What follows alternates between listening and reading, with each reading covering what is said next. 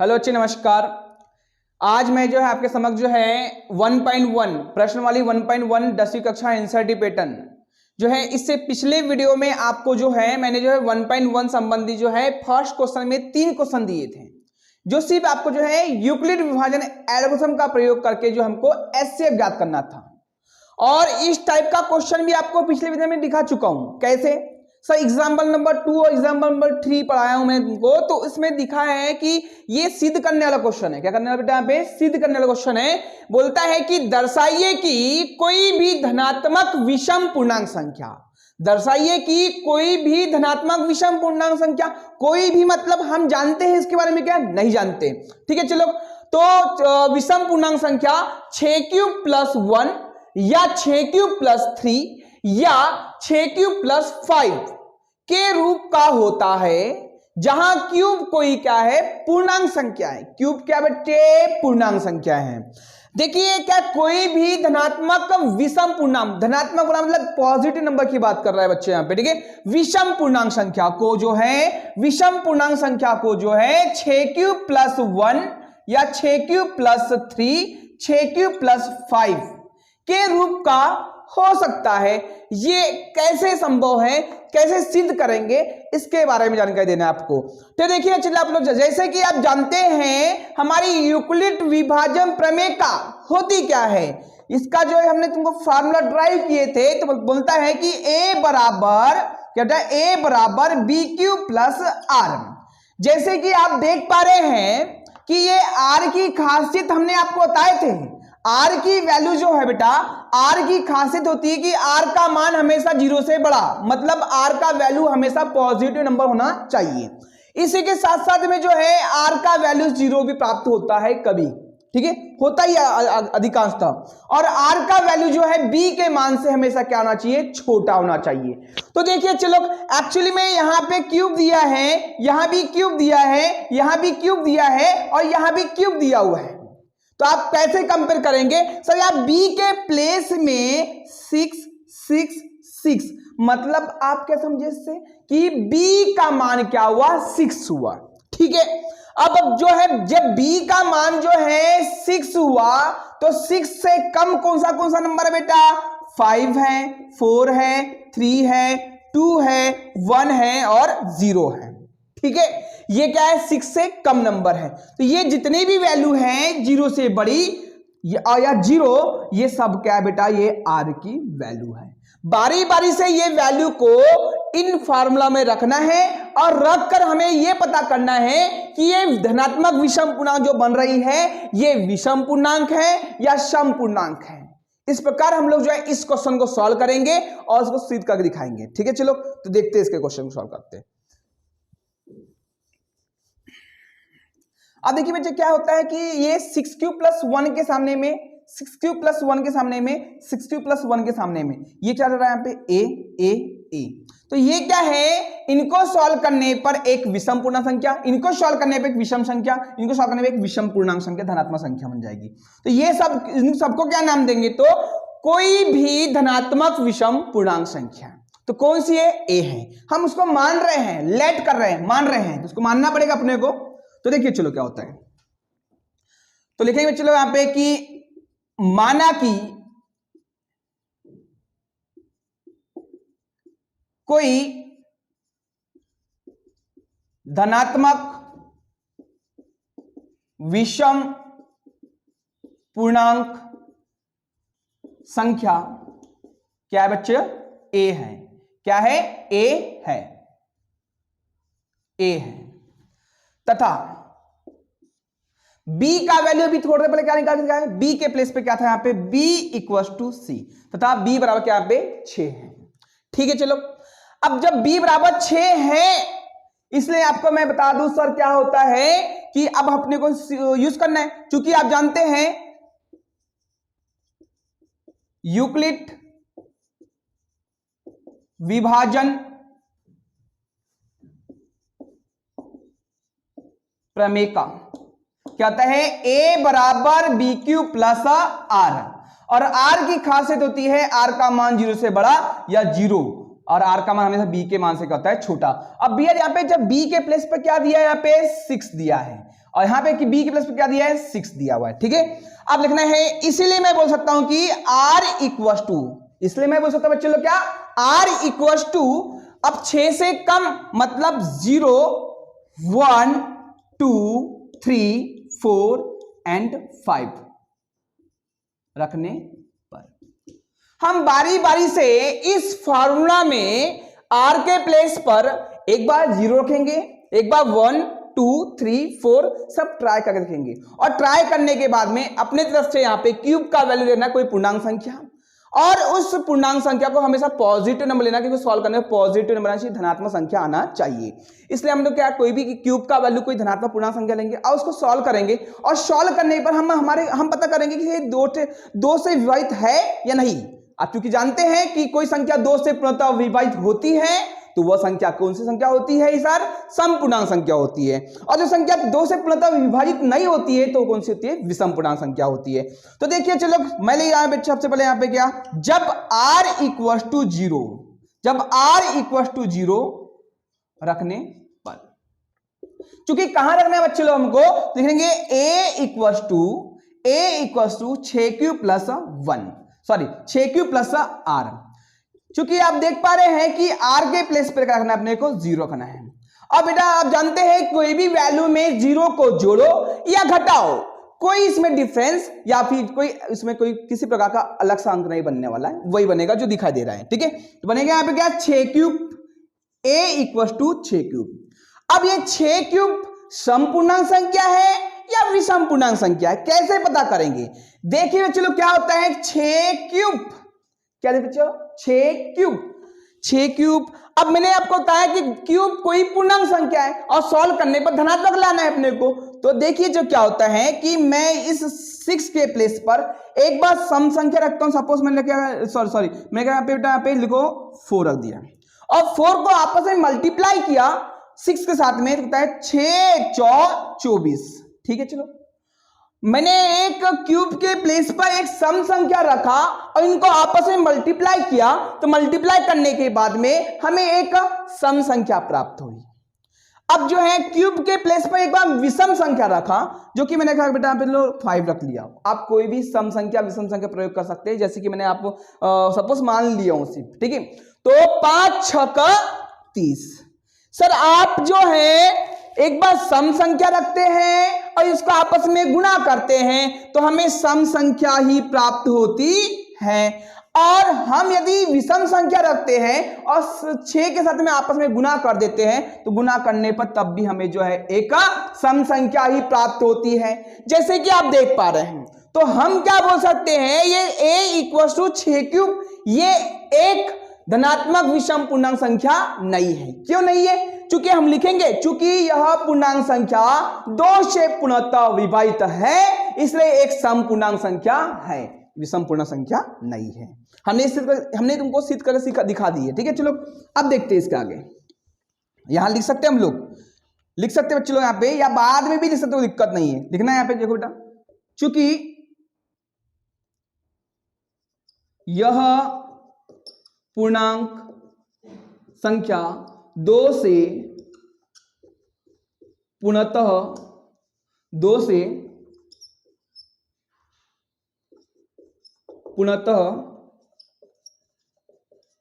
विभाजित है, इसलिए यह पूर्णांक एक सम पूर्णांक है। ये आप लिख सकते हैं और लिखना पड़ेगा। ठीक है, चलो इसी प्रकार जो सर आपको जो है सर ये लिख लीजिएगा आप। ठीक है, मैं मिटा दे रहा हूं।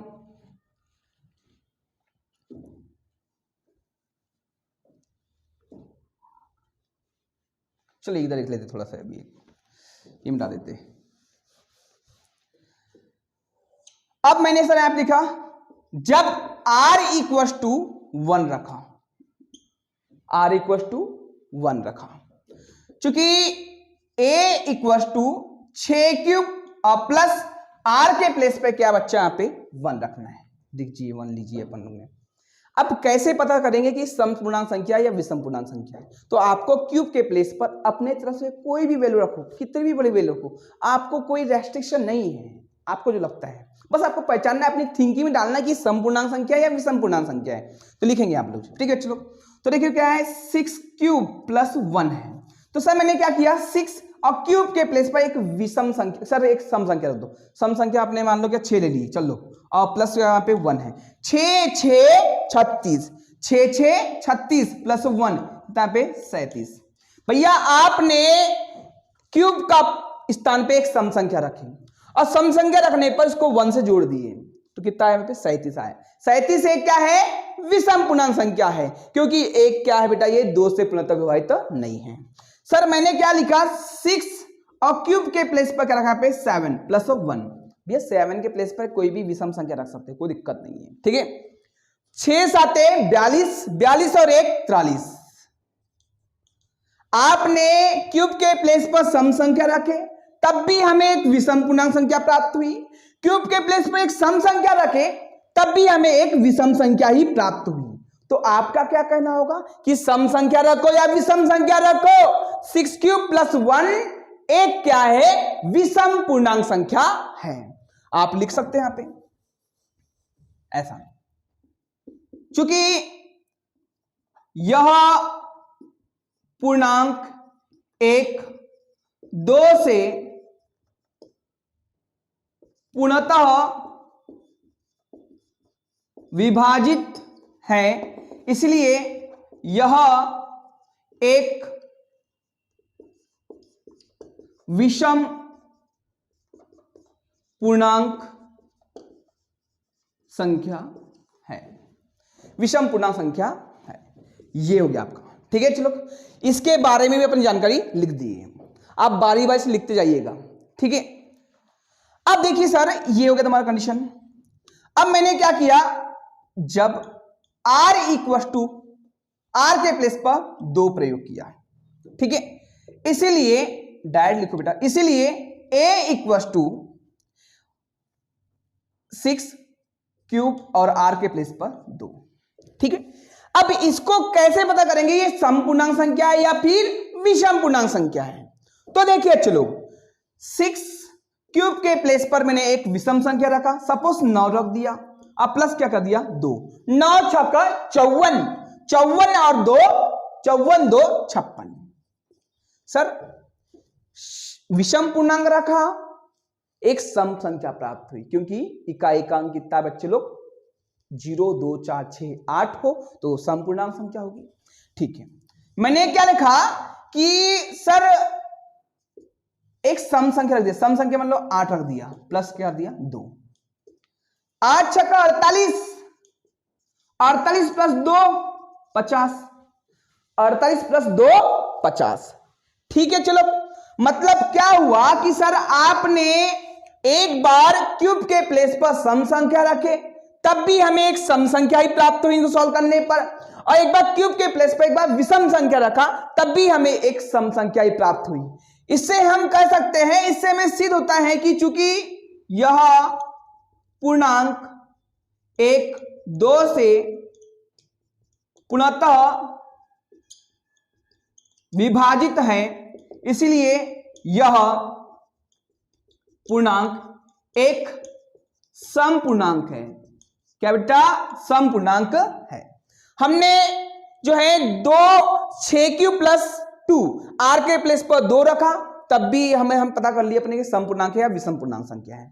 सर जैसे कि आप देख पा रहे हैं, हम क्या कैसे रख रहे हैं, सिर्फ क्यूब के प्लेस पे एक बार सम संख्या रख रहे हैं, एक बार विषम संख्या रख रहे हैं। यदि इनको दोनों को सॉल्व करने पर हमें जो है सम संख्या प्राप्त होती है या विषम संख्या प्राप्त होती है, ये डिसाइड कर देता है, ठीक है। चलो तो देखिए नेक्स्ट करते हैं हम लोग 3 रख के देखते हैं।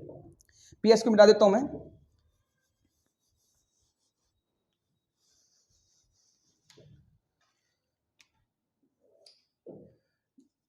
जब r इक्वल टू 3 रखा, क्या बेटा 3 रखा, तो इसीलिए r equal to a equal to 6 cube plus r के प्लेस रखेंगे बेटा कितना पे 3, ठीक। अब जैसे कि देख पा रहे हैं 6 क्यूब और क्यूब के प्लेस पर मैंने एक क्या रखा, सम संख्या रखा, सम संख्या रख दी पे, छोटी संख्या लिए प्रयोग किया मैंने 2, अब लगा यहाँ पे 3, 2 छक 12, 12 और 3 कितना बेटा पे 15। क्यूब के प्लेस पर एक सम संख्या रखा तो हमें इसको सॉल्व करने पर एक विषम संख्या प्राप्त होती है। मैंने क्या कहा, एक बार 3 रख दिया प्लस 3, विषम संख्या का प्रयोग कर रहा हूं। 3 छक्का 18, 18 और 3 21, कितना बचा 21। जैसे कि देख पा रहे हैं सम संख्या रखा तब भी हमें एक विषम संख्या प्राप्त हुई, विषम संख्या रखा तब भी हमें विषम संख्या ही प्राप्त हुई। इससे हम कह सकते हैं कि a बराबर 6 क्यूब प्लस 3 एक सम पूर्णांक संख्या नहीं है, तो है क्या, तो सर ये a बराबर 6 क्यूब प्लस 1 एक विषम पूर्णांक संख्या है और उसको इस प्रकार के रूप में लिखा जा सकता है। ठीक है, नेक्स्ट देखते हैं बच्चे लोग हम लोग। इसी प्रकार जब मैंने क्या लिखा, जब r इक्वल टू 4 आ गया, क्या बचा यहाँ पे 4, तो इसीलिए a equal to 6 cube plus 4। जैसे कि आप थोड़ा सा दिमाग लगाइए, मैं जब भी बता रहा हूं कि यदि मैं ने बोला सर सम संख्या क्या होती है, यदि किसी संख्या के इकाई का अंक 0, 2, 4, 6 या 8 हो तो ऐसी संख्या को कहते हैं सम संख्या कहते हैं। और यदि किसी संख्या के इकाई का अंक 0, 2, 4, 6, 8 ना हो तो वो विषम पूर्णांक संख्या होगी। तो बच्चे देखिए यहाँ पे कि इसके जो है इसको सॉल्व करने पर यदि मैं इसमें 0 जोड़ रहा हूं या 2 जोड़ रहा हूं या फिर 4 जोड़ूं या 6 जोड़ूंगा तो एक सम पूर्णांक संख्या बन जाती है। यदि इसमें यदि मैं 1 जोड़ रहा हूं, 3 जोड़ रहा हूं या 5 जोड़ूंगा तो एक विषम संख्या प्राप्त हो जाती है। ठीक है, तो आप देखिए बच्चे एकदम शॉर्ट कर बोल सकते हैं 6 क्यूब या ऐसा समझ लो प्लस 4, क्यूब के प्लेस पर मैंने क्या रखा है बच्चे 2 रख दिया, 2 छक 12, 12 और 2, 12 और 4 बेटा 16, मैंने एक विषम संख्या रखा 3 प्लस 4, 18 4 22। जैसे कि आप देख पा रहे हैं कि एक बार मैंने क्यूब के प्लेस पर सम संख्या रखा तब भी हमें एक सम संख्या प्राप्त हुई, एक बार विषम संख्या रखे तब भी हमें सम संख्या ही प्राप्त हुई। तो हम कह सकते हैं कि ये 6 क्यूब प्लस 4 एक क्या है बच्चे, सम पूर्णांक संख्या है। बेटा आप लोग बारी बारी से क्वेश्चन लिखा करो कि चूंकि यह पूर्णांक संख्या 2 से पूर्णतः विभाजित है इसलिए यह पूर्णांक संख्या क्या है, एक सम पूर्णांक संख्या है। एक क्वेश्चन लिखा करो, ठीक है, ध्यान दीजिए, ये एग्जाम में आया हुआ क्वेश्चन है, इस क्वेश्चन को हल्के में ना लेकर पे आप लोग। ठीक है, नेक्स्ट जो है बच्चे लोग, मैं जगह ना होने का मिटा रहा हूं उस बेटा, ठीक है, इसके बाद में जो हम ले रहे हैं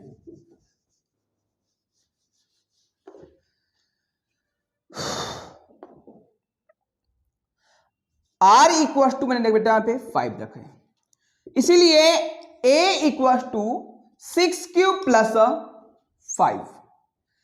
अब बेटा r के प्लेस पर मैंने 5 यूज किया, r के प्लेस पर 5 का प्रयोग किया। जैसे कि आप देख पा रहे हैं 6 क्यूब के प्लेस पर एक बार विषम संख्या रखो, मतलब 5 रख दिया प्लस 5 कर दिया, 5 25, 5 30 और 5 35। मैंने क्या किया 6 एक बार सम संख्या रख दिया प्लस ना पे 5, 6 6 36, 36 और 5 41, 36 और 41, 41 की पूरा 41 लिखेंगे बेटा। जैसे कि आप देख पा रहे हैं कि एक बार विषम संख्या रखा तब भी विषम संख्या प्राप्त हुई और क्यूब के प्लेस पे एक बार सम संख्या रखा तब भी हमें विषम संख्या प्राप्त हुई। तो हम कह सकते हैं कि ये 6 क्यूब प्लस 5 एक विषम पूर्णांक संख्या है। ब्रैकेट में लिखना पड़ेगा बच्चों, क्या लिखना बेटा, ब्रैकेट में लिख देना, ठीक है, आप लोग लिख लीजिएगा। तो हमें यहां तक हमको बनाने के बाद समझ आता है कि सर लिखेंगे, इसीलिए बोल सकते हम लोग कि इसीलिए कोई भी धनात्मक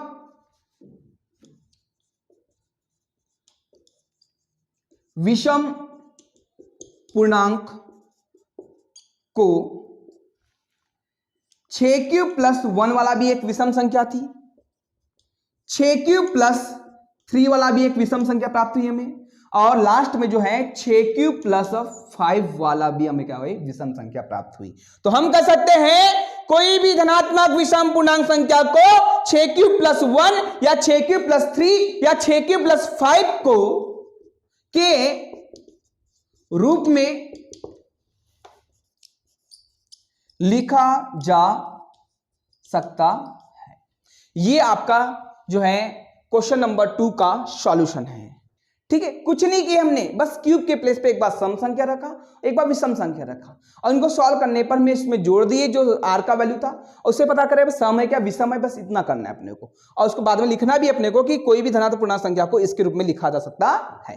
ठीक है बच्चे लोग, इस प्रकार मिलते हैं नेक्स्ट क्वेश्चन साथ में, अगले वीडियो के साथ में। धन्यवाद दोस्तों।